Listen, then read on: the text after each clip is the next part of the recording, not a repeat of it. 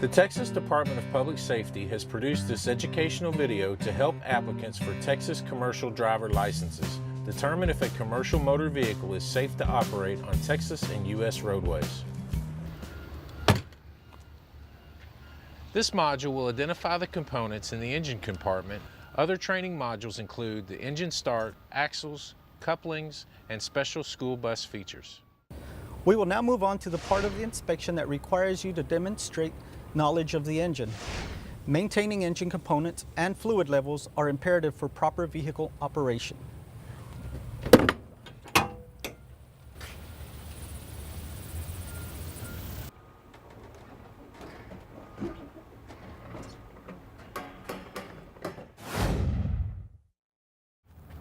Always turn the engine off while checking the oil.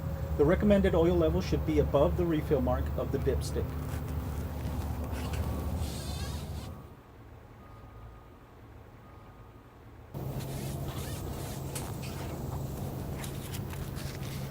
Next, check the power steering fluid.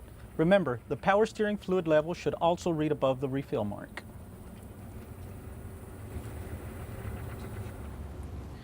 If the vehicle's power steering is belt driven, inspect the belt for excessive wear and proper tension.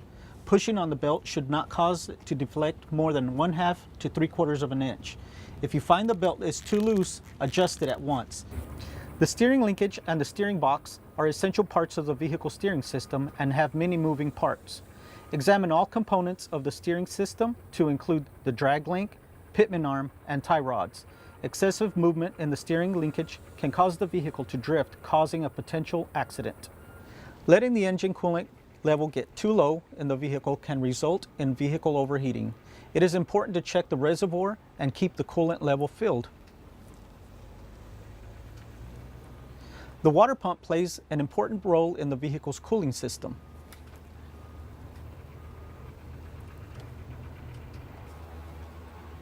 If the pump is not firmly connected or the belt is too loose, the engine might overheat and cause more damage. The belt must not show any signs of frays, cracks, or loose fibers. It should not deflect more than 1/2 to 3/4 of an inch when pushed.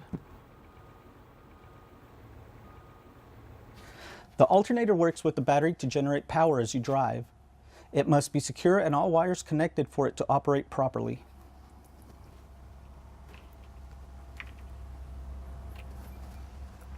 If the alternator is belt driven, it must be tight enough that when the belt is pressed, it does not flex more than 1/2 to 3/4 of an inch. The last major component of the engine compartment is the air compressor. The air compressor pumps air into the storage reservoirs. These storage tanks then supply air to the brakes to apply pressure when stopping.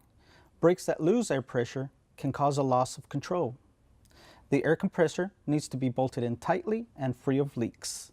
It is also important to check the belt's tension frequently. It is important to check all hoses in the engine compartment. Any loose or cracked hoses could lead to fluid or air loss, causing a critical system failure.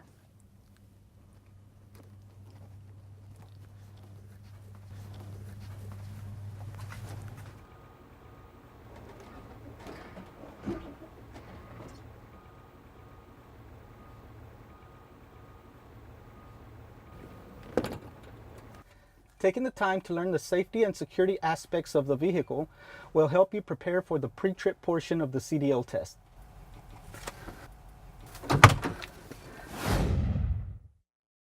Drivers, study plus preparation equals pre-trip pass.